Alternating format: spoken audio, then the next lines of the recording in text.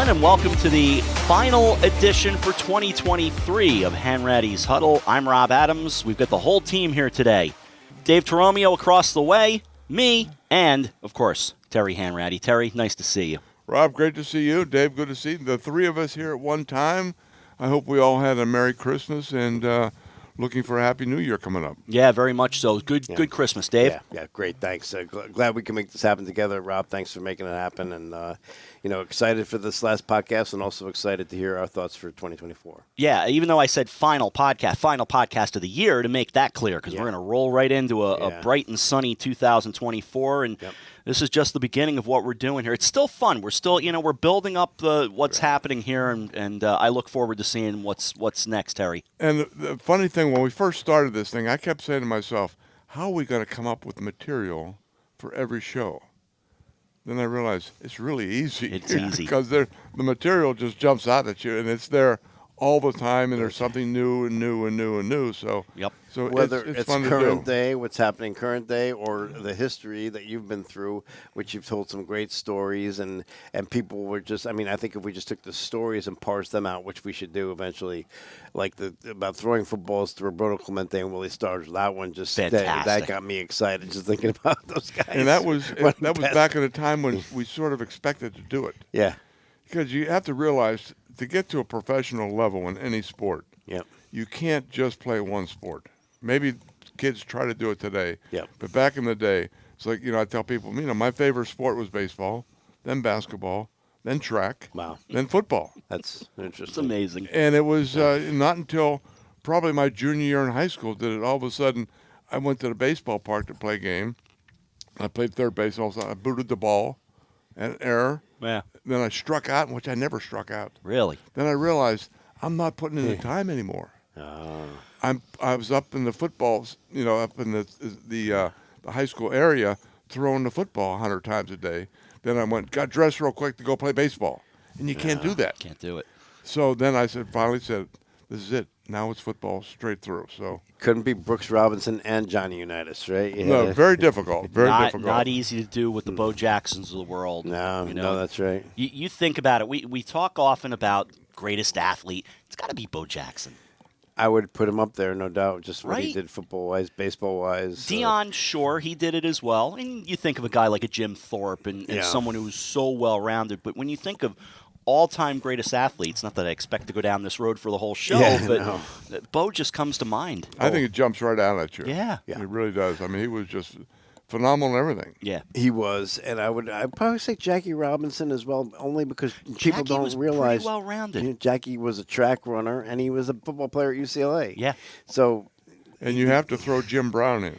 Yeah, yes. Lacrosse. Still might be the greatest lacrosse player ever. Well, they changed the rules because of him in lacrosse. He would take the stick and hold it to his chest, run down the field. Nobody could stop him, and throw it in the net. So they made it that you have to do that waggle with the. You can't hold the ball up to your chest. That's the way he did. It's amazing. By the way, I thought of you, Terry, driving here to the studio today because I'm sitting at a traffic light, car in front of me, left side of the rear, the hatch door is a Michigan. Oh, wow. Michigan Magnet. Right side, Notre Dame. No. How do you can't On the do that. same car? Same car. Can't do that. No, you really can't. No, that's. I don't care if both kids go to different schools. One of them had to be a joke. Yeah, maybe there was a Notre Dame fan had to see that Michigan sign up there and say, "Oh, no, we're going to throw it up on it." I was struggling looking at that one. Yeah. Dave and I can talk Mets, Yankees, but there's no way we're putting each logo on our car. No way. No, that's a rivalry that you just cannot split your allegiances in any way, shape, or form. No, Michigan, Notre Dame. you really can't. There are just certain. Steelers, Browns, that could never happen. No. Yeah. Well, the old Browns, these new Browns, before Art Modell moved them to Baltimore. Yeah. That was really something to play back then. Yeah. You got to realize those old stadiums, they used to sell tickets where you were behind a metal pole, an iron pole. Mm-hmm. And that was your ticket. Yeah, obstructed. Old Yankee Stadium. You had to look around the pole to see things. Yep. And I can remember going over to Cleveland and playing that god-awful field because back then they were baseball/football field. Yeah, that's right. And the locker room was really built for a baseball team. So you had 25 guys who were maybe about 185 pounds each. we'll say. Yeah. Now you got 50 guys, and the average, you got 300-pounders in there. Yeah. So you were just packed into this locker room. And the showers were built for smaller guys and smaller numbers. And it was just, you start saying to yourself, is this really pro football? Yeah, right. But to your point on the rivals, I think if you saw Red Sox Yankee logo on the same card, that would be like, no, you can't. For me, Islander Ranger, no, sorry, you can't do that. I right? have a buddy who I had Yankee tickets with at one time. He lives out in Long Island. Love him to death. Love his wife to death. His wife's a Red Sox fan. I said, how can you? But I can top that. My wife's a Patriot fan. That is true. And you know how I feel about the Patriots. That is true. I know that Can't well. lose enough. Dave, of course, if you don't know, folks, is a Jets fan. So Oh yeah. That's a tough sell right there.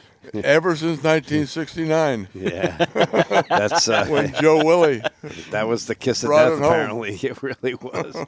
Oh boy, yeah. Well, growing up in Long Island, first of all, I thought you had to root for teams in your area because we didn't have the TV that they have now, where you can watch any team from any area. It was you watched the Mets or the Yankees or the Jets or the Giants, and that was it. Yeah. So you pick from those teams, and of course Knicks and of course Rangers Islanders, But watching, the Jets, I was 8 years old. The Jets won the Super Bowl, the Mets won the World Series, the Knicks won a championship. The Islanders didn't exist yet, but still. That's why I went down, and I was actually a Ranger fan before the Islanders came into the league. And then the Islanders had their great run. Yeah, they really did. So I'll never forget. I went. I know zero about hockey, but I was invited by John Dockery. Oh yeah. To go, and he was working in the sports in New York, to go out to a Islander game. So I watched the game. It was pretty interesting, whatnot. Everybody's crazy. We went in the locker room after the game. And all of a sudden, I look around, and there's this woman in the locker room. And she was about 8 months pregnant. Oh, wow. And all the guys were walking around naked. And she had her pad on her stomach, taking notes from the guys she's interviewing. And that was my introduction to women coming in the locker room. Wow. So that was amazing. a little do you know who it was? Do you remember who it was? No, I don't know who it was. But That's it was interesting. It was, obviously I spent my whole lifetime in the locker room. Yeah, of course. It was all guys back then. But then all of a sudden, that was my introduction to women in the locker room. I went, whoa, okay. Dave's going to break down NYCFC for us. Big soccer fan. Yeah, It's a running gag of ours from another show that we do. I fall asleep every time Mark does the soccer report. Sorry. I know soccer is a world-renowned game, but in my world, it doesn't exist. Kick the ball. That's exactly Kick right. the ball, yeah. Another thing that kind of grabbed me, especially this week, after what was an incredible win for the Steelers, all things considered, to take care of the Bengals like they did. The quarterback controversy, and boy, they've got one in Pittsburgh now. If Kenny Pickett's healthy, if Mason Rudolph did what he did, should he play again? How did you deal with all that stuff back? Because you guys had controversies, especially in Bradshaw's early years. In the early years, then Joe Gilliam was there, so right. there were the three of us that sort of rotated in the starting deal, and it was more brought up in the media than it was in the locker room. Oh, interesting. You knew who was going to play, but the media was. I know one time the local sports writer said, "Pick your favorite quarterback," and they listed the three of us. Then had other, right? So that got me a little upset, and I called the paper up. I said, "How much does that cost to do?" And the guy told me I think it was $250 at the time. Wow. I said, "No, I'm not. Back then, I'm not paying $250 for this. I was going to pick your favorite sportscast or sports writer, right?" Good one. And all of a sudden, Dan Rooney called me up. He said, "I heard about this idea you had." I said, "Yeah, but it costs $250. He said, "Do it, and I'll write you a check for it." No kidding. Right? I'm So shocked I by did that. it. Oh, my. Yes, I did it, and I put it in the paper, and it was the three sports writers, right? Then other one, Of course it did. Linda Lovelace. Oh, my Was goodness. that the best? And Dan Rooney gave me a check for $250, and everything was cool. You're going to have to explain who Jeez. Linda Lovelace is now. Well, people are going to have to Google her. Google her. All right, Google it. Google her, and let's just say not safe for work. Yes. Yes, yeah, True. Yeah, be careful. Be Do very that careful. at home. Yeah. Be very careful. And by the way, I thought you were going to say he was going to, father you, say, Terry, now this is something you just don't do. Just ignore it. Let it go. So did I. But, yeah. No, he went the other way. Dan was all. I was going to, $250. When we don't make the money these kids make today. Of course. And so I think, forget it. It's a good idea. But then all of a sudden I get a call. Terry, Dan Rooney. I'm like, oh, okay. I heard your idea. That is hilarious. Do it, and I'll pay you for it. That's great. Wow. That is a great story. Oh, man, that family's the best. Another thing that I thought of, I was looking around social media today, and I saw that it was the anniversary of the creation of this waving motion that I'm doing, the terrible towel. Do you remember that getting created? I remember the person who created it. Oh, wow. Myron Cope. Huh. And Myron was a dear friend, and he was really Mr. Pittsburgh. He was the Howard Cosell of Pittsburgh. He had that weird voice like Howard had, and he talked like this, and it was so grating on you that you loved listening to it. That's what I would tell fans as well, because you'd hear sound clips from Pittsburgh, from Steelers games, and you'd go, who the heck is that guy next to the play-by-play announcer? And it was Myron Cope, who was not the smoothest of voice. He made Chris Russo sound delightful. Chris put you to sleep with his nice, smooth voice compared to Myron. Yeah. Myron could sound like, gravel and about a carton of cigarettes. So was he waving the towel in the press box when he was on the air? Well, and he came up with that. And, the great part about the whole terrible towel is that his son was an extremely needs child who was in a home. That's right. I got you. And all the proceeds of the terrible towel went to that home to this day, in perpetuity. Oh, yeah. So that home collects the money from the terrible towel. So when you're buying a terrible towel, a lot of that is going to a very, very needy, worthy cause. I bought 2 new ones back in November when I was in Pittsburgh, and the money's going to a great place. And they're not that expensive either. It depends on how fancy you get, but they're within $10. That's good to know. It's good to know it's going for a good cause. I like that. And let's face it, it's been copied everywhere since then. Everybody hands out towels or every Homer sport. hankies or whatever the case may be. Right. Even if they give you T-shirts, people use them to wave, right? So at the hockey games. Yeah. I have a question for Terry, and Rob, you can obviously chime in on this. So, this is not just a Jets thing, but being a Jets fan, I'm used to it. You get to this point in the season, and you actually are rooting for your team to lose. And the reason you are is for a better draft pick, right? You're looking big picture. Don't care who gets fired. Don't care at this point in the season, it is better for us to lose. And Rob Saleh came out the other day and said he can understand that from a fan's perspective, but from a player's perspective, you're not in that locker room. You don't understand how a player thinks. I'm asking you, as a former player, was that a thing back then, or was it not that you guys would think of throwing the game, but was that something that people talked about? Like, hey, maybe you guys were too good, but we want to get a better draft pick, and it's probably not a good. Well, people always talked about it. Yeah, they said, "Well, the season is over. Let's lose." Yeah, but then the players are graded on their performance on the field. Right. So if they go out there and try to lose a game, all of a sudden it's going to go around the league that this guy doesn't play well. He doesn't play well. And if you try to explain to them, say, well, I tried to lose the game because, at that time we needed that draft pick. It's just too complicated. It could never happen because players have the pride. And they're not going to let that guy across the line to him, scrimmage, beat him up just so they get a higher pick. Plus, maybe that higher pick's taking his job. So you are there to win every game no matter what. The last game of the season, because my rookie year with Pittsburgh, we were 1-13. So we had a lot of opportunities to lose games, but we did it.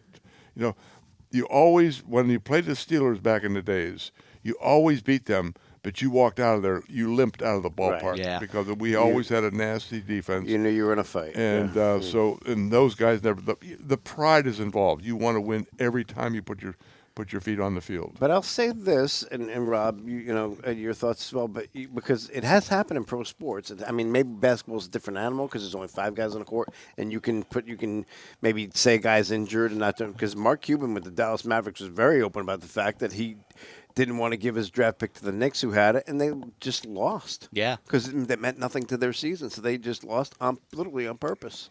Which the league should have looked into that, right? I agree. I think it's tough to, as you're alluding to, Terry, it's tough to assess your players when you're actively trying to lose because you need to evaluate what you've got, what the players going into next year. So I don't know.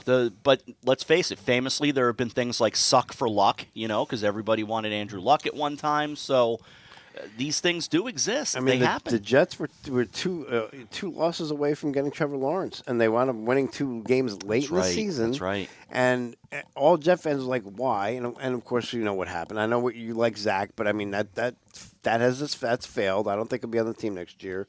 He'll be in the league. But Trevor Lawrence, I think, although he's struggling now, is a pretty damn good quarterback. Well, he is a good quarterback, but then you have to put him behind the Jets' offensive line. There you go. Well, there you and go. Find out how good he is. Another reason to get a high pick so you can get more better well, play. But we've talked about it a million times now, and we will continue to talk about it because it's the backbone of pro football. That's right. Or any football, high school, college, whatever. The backbone of the game, of the team, is the offensive line. I'm with you. And if you don't have them, why are you picking this running back? Just like Najee Harris for the Steelers. Yeah. And there's a couple other guys in the league that they're just getting beat up. Yeah. Derrick Henry's getting beaten up. Yeah. You know, there are guys like that who are literal horse running backs, and they're just getting smothered. You need that little gap in that defensive line to get you started. Yep. Then you can show your real talent. Yeah. But if you can't get started, you're just an average person. So crease. why are you wasting a first-round pick when you could actually trade that first-round pick and end up with 2 seconds and get yourself 2 good offensive linemen? Yeah. And build to the future. I mean, it's extremely logical. It sounds so logical and so easy, but nobody gets it. I don't think. I'll never forget the time I was in Pittsburgh. I took my son back to watch a Steeler game years ago. And I'm standing out in the field with Dan Rooney, and we're watching practice Thursday. And I told him, I said, Dan, if anybody really had enough guts to do this, it's the way to really build a team. I said, if you have a quarterback who is a franchise quarterback, you got to take him. Yeah. But other than that, I would take the first 4 guys, offense and defensive linemen. Mm-hmm. He looked at me like I had 3 heads. Mm-hmm. I said, if I have the ball, you can't score. Pretty much basically goes down to that. And you got to build, and you got to stockpile linemen. Yeah. You got to have backups because you're going to have injuries. You got to have replacements in there that are going to go in there and play well. And it's so easy to me that it's so complicated that people can't do it. Well, let's think about that for a second. I mean, we're now at a 17-game schedule. Everybody knows it's going to go to 18. So don't you think they have to expand the roster a little bit so you can get more depth? I mean, because all the injuries. They have to expand the roster. I'm sure that's what they're going to do. Yeah. I mean, they have to because there are so. Look at the league right now. How many starting quarterbacks are not starting quarterbacks? Yeah, exactly. It's probably half the league. And they're so damn protected, but they're still getting hurt. Yeah, they're still getting hurt. So, No, it's a contact sport, and they have to. If you're going to expand the games, you have to expand the roster because you need those people there. Agree. As you guys look back on 2023, what sticks out? Not necessarily a favorite moment, although if you can come up with one. I will say this. For me, the fact that we had a hockey team, a basketball team, and a baseball team who have never won championships win. That's a good thing. And the fact that, so what's the football team? Detroit? Is it Detroit's year? That would be the team, right? And if you think about it, that's never been a Super Bowl, actually, right? Right. Never been to a Super Bowl, and haven't won a championship in any way since 1957. Or the Browns. Browns are fun too when you consider them. But the Lions, I love that story. Yeah, that'd be a good I'm really story, into that story. That's a good one. And I really think on the negative side of it, and I don't usually talk about officials, but I think the officiating has been absolutely horrible this year. That's fair. Good point. And I watch every game and I look at pass interference and I say these guys are just sort of brushed, not even hit, and they're throwing a flag on them. And I think it's really difficult to play a defensive back in the NFL right now because these guys are just, I think they see the quarterback go back to pass. I think their hands go right to the flag, thinking there's got to be a penalty somewhere. I'm getting ready to throw that thing, but I don't know how I know they're critiqued after every season, and people are promoted and whatever and fired. Not many are fired, but whatever. Yeah. But I really think they really got to get a hold of this thing and find and get a real definition of what a penalty is. Mm-hmm. What is interference? What is holding? Can you grab a guy and let go and that's not holding? Yeah. It's just all over the board now. So it's very difficult to watch a game, and it's difficult to prepare. Yeah. Some of these, like the kid from Joey Porter Jr. Oh, right. For the Steelers, he's a very aggressive, he is very overly aggressive yes. defensive back, but he's going to get flagged all the time because he is getting flagged. And it's just, it's going to come at these times where it's going to really hurt the team. I agree. And it has to be a legitimate penalty, a legitimate hold. Yeah. Hold and hang on. Yeah. Not just hold and let go. So it's in Canada and the CFL, that is a challengeable play, pass interference. So you can challenge it either way, whether it was or wasn't. I think in some fashion that should be implemented in the NFL. Now, but there has to be limitations, right? Because or else it's going to be, the whole game is going to be like 6 hours long. With that, we're going to challenge that. That's one. a problem, right? No, they got to keep it down to a minimum what you can challenge. Yeah. Because the last thing you want to do is expand the time of a game. Exactly. Baseball's done a good job with the new pitch rule. Yeah. So that is knocked about a half hour off a game, 20, 30 minutes. And they're trying to knock more time off with more rule changes coming into 24, which I think it worked. Don't mess with it, but they're going to mess with it anyway, despite what I say. Well, you're probably, if you're going to continue to speed up the pitcher, you're going to see more arm problems. Yes. You will. Because you need that little bit of a respite in between each pitch. And because you're throwing hard. Yeah, and these guys, when they're throwing a breaking ball, they're snapping that thing off. And it's rhythm and mechanics that all plays into it. It's a dance when you think about it. Very good point. Yeah. As you look into 24, and we were talking about this off the air, do you have a bold prediction? My bold prediction is more of a hope that the Dodgers are a bust. and that every person in America except for Dodgers fans are going to be happy. That's truly amazing that they've committed $1.1 billion for two players. Two players. Insane. And I noticed that my Pirates were not in the bidding for either player. Not surprising. They'd be in the bidding to make the post, the $50 million post to get them. But now we're going to pay you too? But my hope for 2024 is for Zach Wilson to get traded or released immediately. Okay. So he can find a spot to land. Because I think the kid has a lot of talent. But people have to realize that it is difficult to play in New York. Yeah, no doubt. If you come in and you screw up early, these fans are going to get on you, and they're not going. And what really got and the fans boo. That's one thing, but then when it starts, all the former players and whatever start piling on, then that really lights the fire even hotter for this kid. So I think he needs a different place to be because I think if you look at the arm, you look at the legs, and I don't know what's going on between the ears because I'm not around him.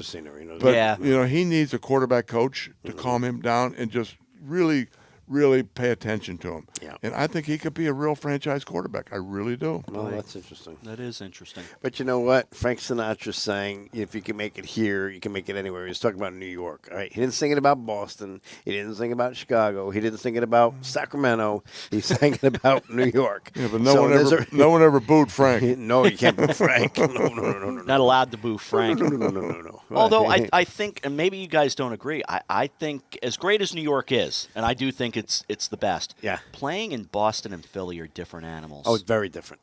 And especially Philly. And dare I say, and I say this with all due respect, mean animals. Correct. They are grumpy in those cities when it comes to their sports. Even when they win, they destroy their city. It's like, you dummies, when you won, and you're turning over cards. That's something I've never understood. I never going got all that. the way back to Detroit, yeah. years ago. Yeah. I never understood that. Never understood that either. No, it made no sense. But I'm talking about Philly. I mean, they are the worst. They are. We were told when we played there to keep your helmets on because they're throwing stuff at you. And when I was still working on Wall Street, I had a client that was in Philly. And it was a Monday morning. I called him up, and he was all excited about the game. They won the game. I said, boy, you're really excited about it. He said, Terry, you won't believe what happened. I said, what's that? He said, my son, 10 years old, threw his Coke on a football player. Wow.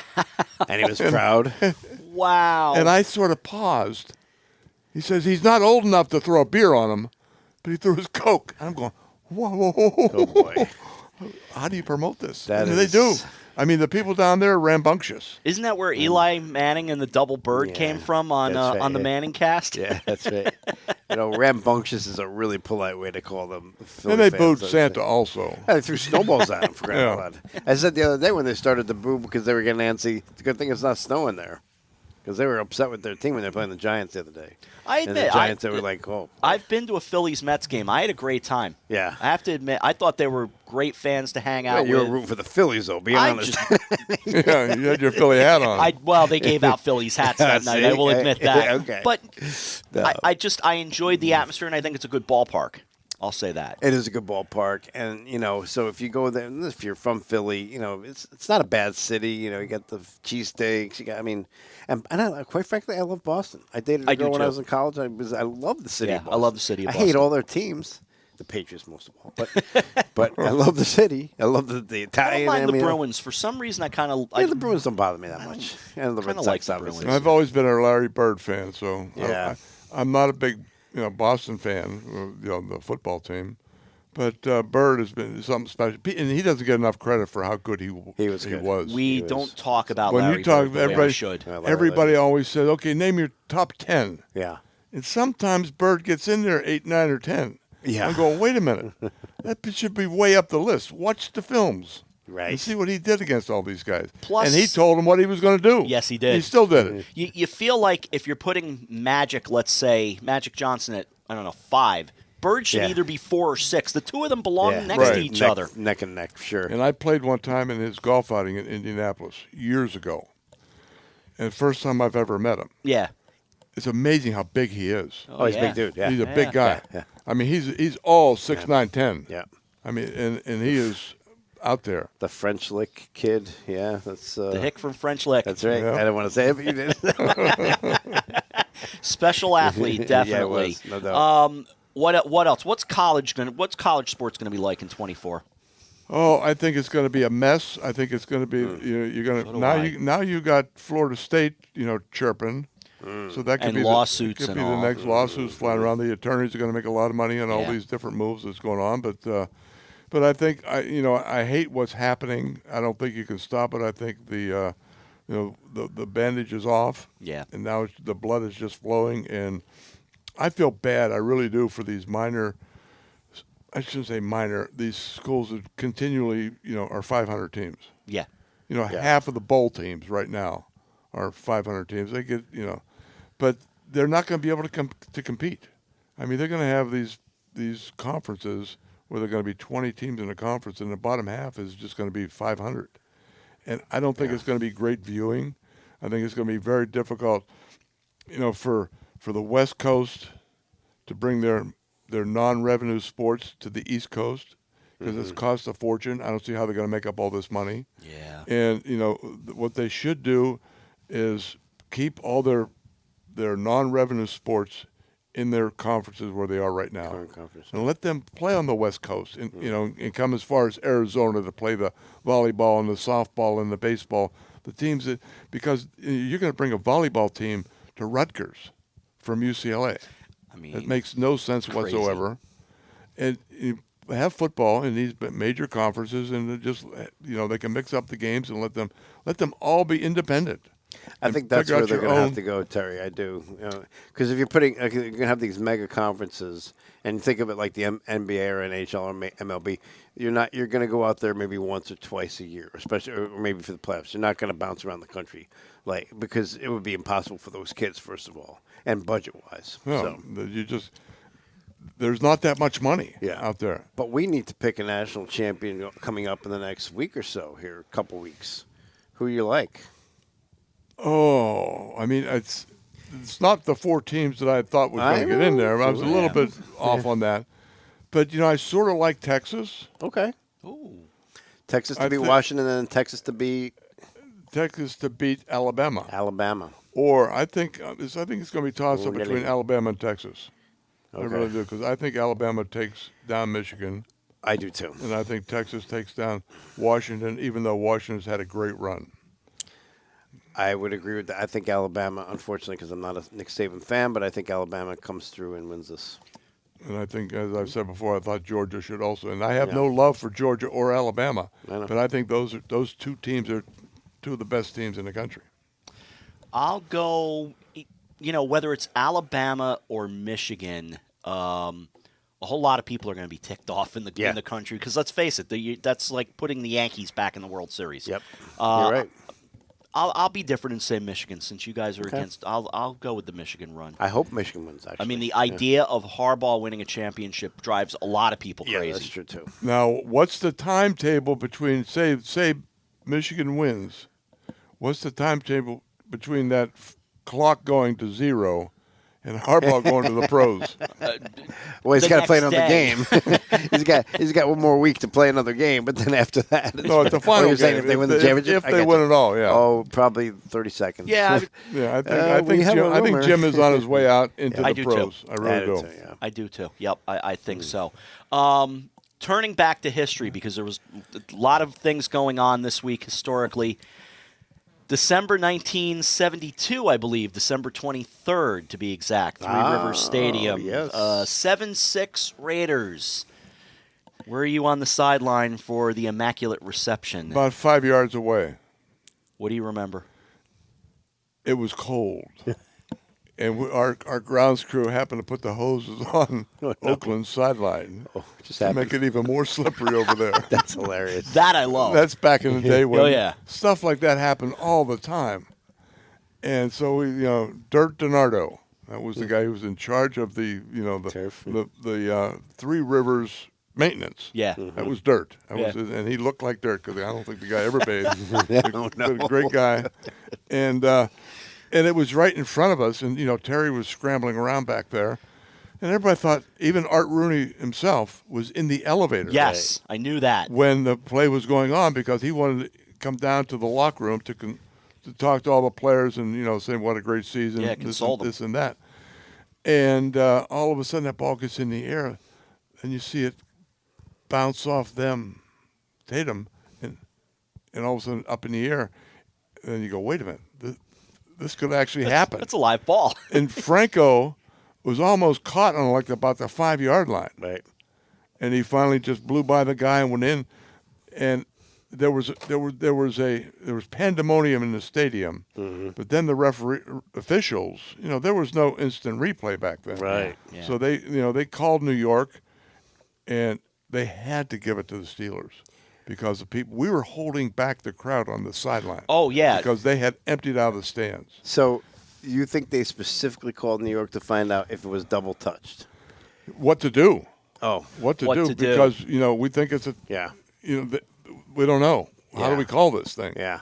And they were there forever. And, John Madden, God bless him, to his death, he was that. Oh, he's still mad wherever he may be. Livid about that. He was. And John was a great guy, and I get him when he was alive.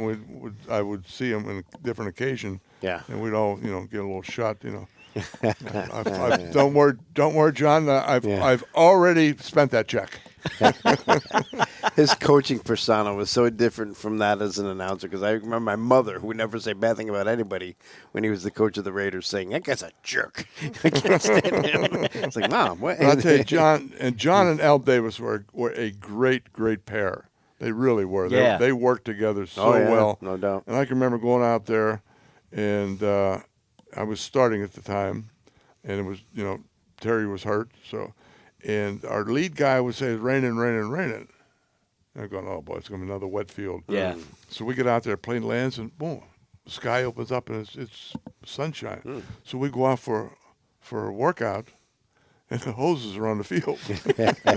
Al's still putting them out there, right? Because he had Mike Ciani and who's the other receiver? Ciani and Blitnikoff. Yeah, Blitnikoff. Freddie. Fred Blitnikoff. And we had the speed on the outside. So they wanted to slow us down. To stick 'em all over his and they had just Lester Hayes with the stick 'em. They had just resodded the field, so the field was the clumps were coming up, so you couldn't. Then I held for extra points and field goals back then. All of a sudden, the first one came back, and I went, oh. You could almost put your thumbs into the ball. It was, you talk about deflating the ball. Yeah. I mean, this thing looked like it just came out of the wrapper. But we ended up winning anyway. And all that. Oh, then they piped the pregame music into the locker room. So Chuck's trying to go over the first 4 plays of the game, and he's screaming at us. And he finally finished screaming. He just wrote it on the chalkboard because no one could hear him. So those are the gamesmanship they had back in the day. Boy, Al Davis wasn't going to miss a trick, was he? Oh, for sure. I mean, Shula was the same way, you know. Sure. AFC Championship game in 1983. Keep that tarp off the field. They knew they had a good running game. Yeah, watered it down. Or the snowblower they had up in New England. That's the one I was thinking of also, yeah. Yeah. That was the Patriots came and that guy was on work release. Yep. From prison. That became famous. Which was what, a 3-0 game, I think. 3-0 ended 3-0 because it was played in a snowstorm. That was getting the best of Shula, which wasn't easy to do. Not easy to do. No. Not easy it's hard to do. Get the upper hand on Shula. Yeah. Shula did all kinds of things. Yeah, no, he did. Al did the same. You know, it was a different NFL. It was. It was real fun. Yeah. You didn't walk around with your agent beside you. Yeah. Well, no Tommy Cutlets and the agent on the sideline with the pizza debates back then. We may have seen the last of the passing Paisano. New York Post yesterday, fried cutlets. Is that what it was? So as we wrap up, I'll just throw the floor open for any final comment. Anything you guys want to say to, where you want the podcast to go in 2024, something you're hoping for, something personal, whatever you guys want to do to wrap this up. I'll go first since it's Terry's podcast. I'll just say we just want to wish everybody a Happy New Year. Whoever you root for, just to be healthy and happy, and wish you the best. And obviously for the podcast, we're hoping to take it to another level, get some of these stories out so that people can enjoy Terry's stories and his perspective. So we're going to work on that. And I look back to putting this together, and I had no clue how to do it. So I want to thank Rob and Dave for being the real backbone of this whole thing. I just sit here and talk. These guys do all the real work. But it's fun to be able to communicate with the public. And this 20 minutes we put in a week, and like I said earlier, that there's always something coming up. Yeah. And there's always something that needs to be hashed out between us and the media or players or whatever. And I think we would like to take it to another level. Starting next year. Or might be start getting guests in and stuff like that. Then it's going to be fun. I got a lot of guys that I can pull off the line that can still talk, actually. Yeah, I love it. So we'll see. I love that. Something that started with the three of us sitting at Orham's Diner in Wilton, Connecticut. That's right. And here we are, 5 months later, right. give or take. Yeah. Started with a little breakfast there, and now here we are, however many shows in we are. I think this is like week 12 or so. It does. I think we got it. And I agree with you guys. Take it to a different level. See if we can get some other voices to come on and say hello if we can, and just keep telling these stories. Stories are the lifeblood of sports. Yeah. And I have a lot because I'm old. Yes, you do. Yeah. I'm not going to say you're old, but yeah, you have plenty of stories. And I played in the era where there were a lot of stories. That's right. Yes. That's right. Nowadays these kids they seem almost robotic. Yeah.